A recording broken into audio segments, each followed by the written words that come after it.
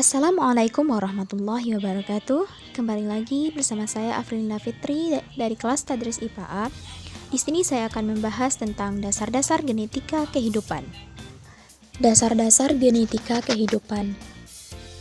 Yang pertama, prinsip dasar pewarisan sifat berdasarkan hukum Mendel.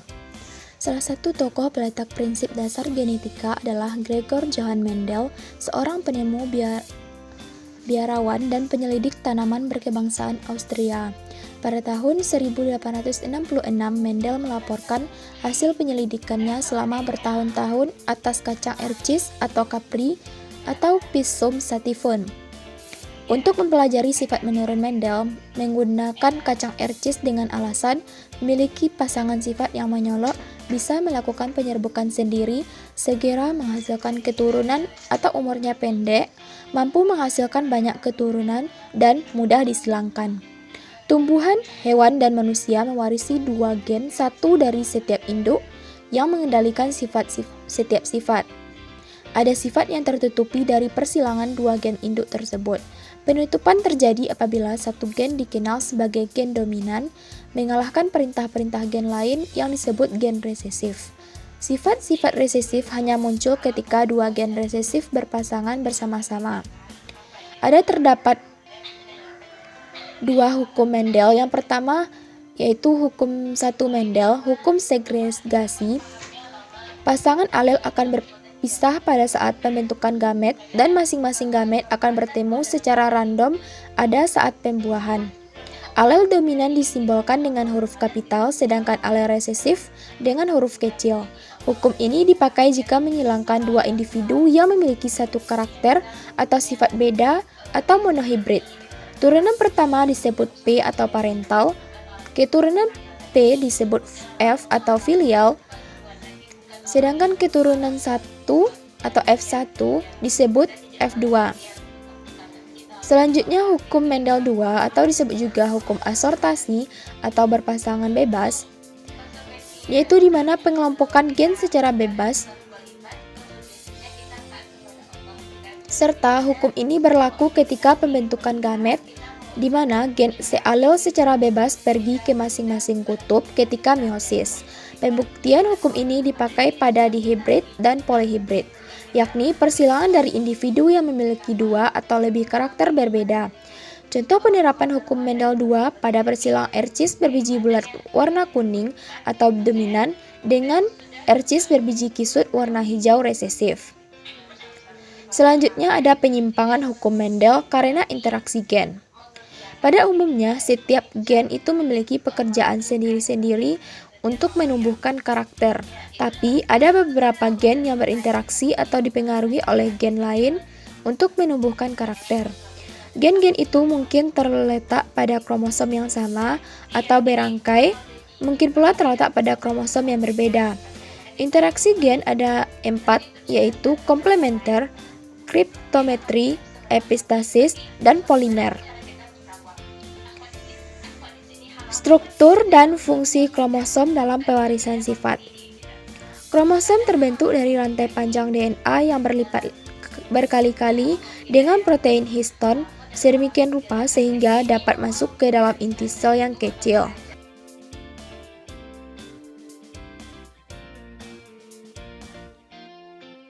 Struktur kromosom terbagi menjadi beberapa bagian seperti sentromer, telomer, dan kromomer. Sentromer adalah bagian penyempitan pada kromosom yang menghubungkan dua kromonema. Sentrosom berbentuk bulat dan berperan penting dalam pembelahan sel. Dilansir dari National Human Genome Research Institute, sentromer menjaga keseimbangan saat pembelahan sel, di mana bagian lainnya tidak aktif dan hanya sentromer yang aktif. Sentromer juga merupakan tempat melekatnya kromosom baru hasil replikasi. Telomer adalah bagian yang melindungi ujung kromosom yang melindungi DNA.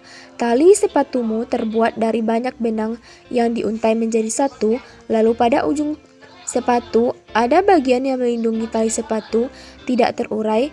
Nah, seperti itulah yang dinamakan dengan telomer. Telomer melindungi untaian DNA agar tidak terurai. Jika telomer rusak atau putus, kromosom kehilangan DNA dan tidak dapat bereplikasi.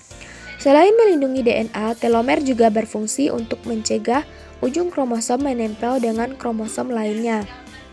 Kromomer adalah penebalan pada kromonema yang membedakan satu kromosom dengan kromosom lainnya.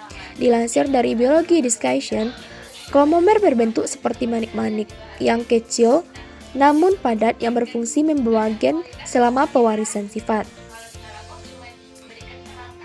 Membedakan struktur dan fungsi DNA dan RNA.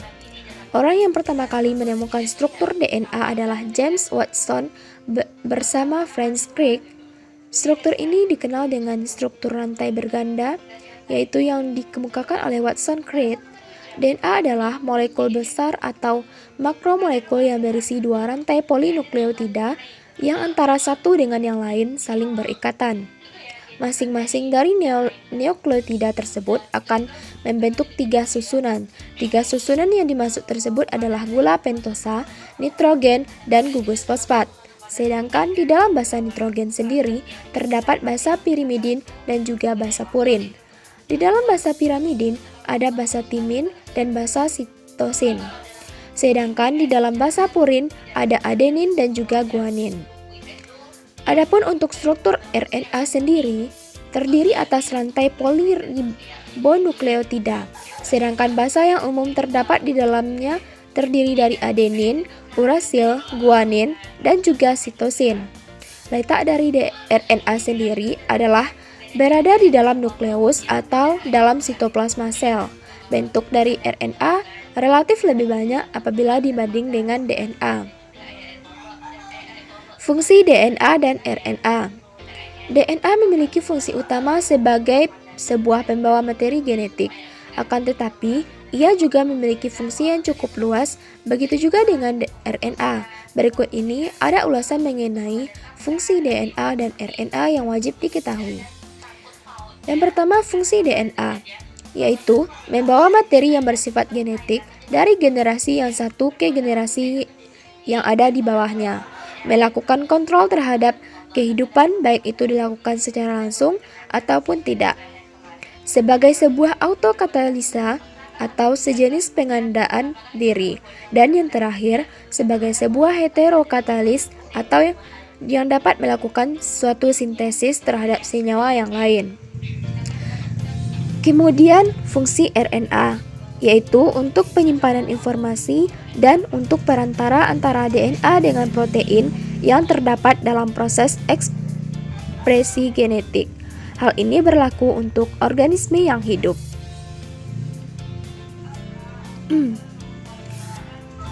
Proses sintesis protein dalam sel. Di dalam protoplasma kita terdapat bagian yang dibina terutama dari protein. Karakter tersendiri dari jaringan, misalnya karakter pigmentasi kulit, ditentukan oleh jaringan epitel. Karakter hidung, mancung atau pesek ditentukan oleh jaringan tulang hidung. Pertumbuhan karakter menempuh reaksi-reaksi kimia yang kompleks, sedangkan reaksi kimia itu selalu dilancarkan oleh enzim. Enzim adalah protein. Sintesa protein menentukan karakter karena sintesa protein diatur oleh gen pada DNA. Maka pertumbuhan suatu karakter ialah lewat proses kompleks sintesa protein. Dalam sintesa protein, satu gen bekerja untuk menumbuhkan satu enzim. Bahan sintesa protein adalah asam amino dalam sitoplasma yang berjumlah kurang lebih 20 macam. Pelaksana sintesa protein adalah mRNA, rRNA, tRNA, enzim RNA polimer, dan ATP atau adenin trifosfat sebagai sumber energi. Sintesa protein melibatkan dua peristiwa penting, yaitu transkripsi atau mencetak mRNA dan translasi menerjemahkan informasi genetis berupa urutan asam-asam amino. Proses rekayasa genetika pada mikroba dan tumbuhan. Genetika mikroba adalah bidang subjek dalam mikrobiologi dan rekayasa genetika. Genetika mikroba mempelajari mikroorganisme untuk tujuan yang berbeda. Mikroorganisme yang diamati adalah bakteri dan Acai. Beberapa jamur dan protozoa juga menjadi subjek yang digunakan untuk studi di bidang ini. Studi tentang mikroorganisme melibatkan studi genotip dan sistem ekspresi. Genotip adalah komposisi yang diwariskan dari suatu organisme.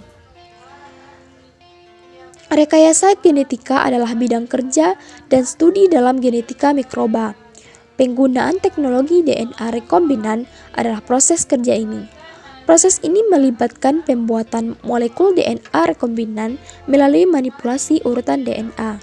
DNA yang dibuat kemudian berhubungan dengan organisme inang. Cloning juga merupakan contoh dari rekayasa genetika itu sendiri.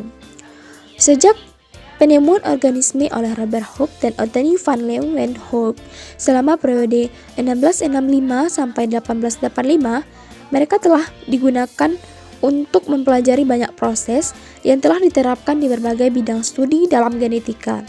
Misalnya, tingkat pertumbuhan mikroorganisme yang cepat dan waktu generasi yang singkat digunakan oleh para ilmuwan untuk mempelajari evolusi. Penemuan Robert Hooke dan Anthony van Leeuwenhoek melibatkan penggambaran, pengamatan, dan deskripsi mikroorganisme. Mucor adalah mikrofungus yang disajikan dan digambarkan oleh Hooke. Kontribusinya adalah mucor sebagai organisme pertama yang diilustrasikan. Kontribusi Anthony van Leeuwenhoek terhadap protozoa mikroskopis dan bakteri mikroskopis menghasilkan observasi dan deskripsi ilmiah. Kontribusi ini dicapai dengan mikroskop sederhana yang mengarah pada pemahaman mikroba saat ini dan terus kemajuan pemahaman ilmuwan. Genetika mikroba juga memiliki aplikasi untuk dapat mempelajari proses dan jalur yang mirip dengan yang ditentukan pada manusia seperti metabolisme obat. Proses rekayasa genetika pada hewan dan manusia. Rekayasa genetika adalah gambaran dari bioteknologi yang di dalamnya meliputi manipulasi gen, cloning gen, DNA rekombinan, teknologi modifikasi genetika, dan genetika modern dengan menggunakan prosedur identifikasi, replikasi, modifikasi, dan transfer materi genetik dari sel, jaringan, maupun organ. Sebagian besar teknik yang dilakukan adalah memanipulasi langsung DNA dengan orientasi pada ekspresi gen tertentu.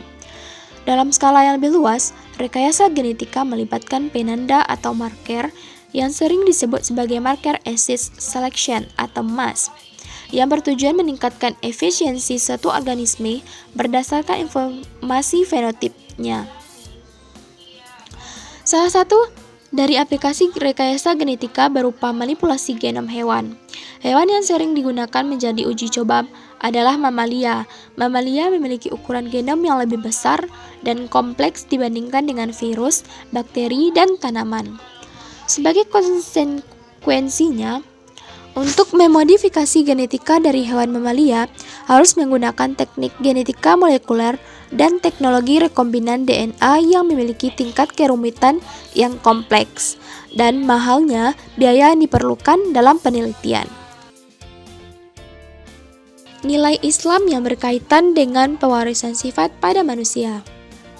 Sebagaimana yang terdapat dalam Quran Surah Al-Ahqaf ayat 15. Serta hadis Bukhari dan Muslim yang diriwayatkan oleh Abu Hurairah, di mana pada hadis tersebut Rasulullah SAW merujuk kepada aturan pewarisan sifat.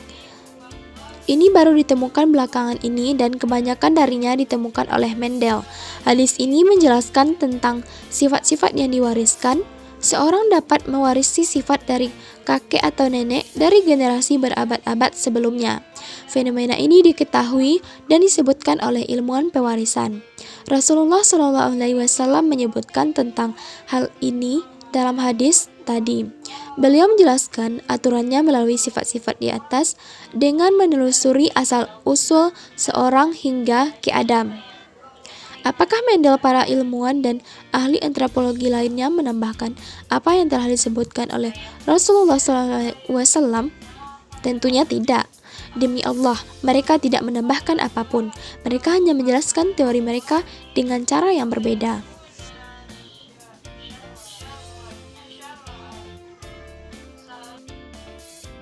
Sekianlah penjelasan tentang dasar-dasar genetika kehidupan.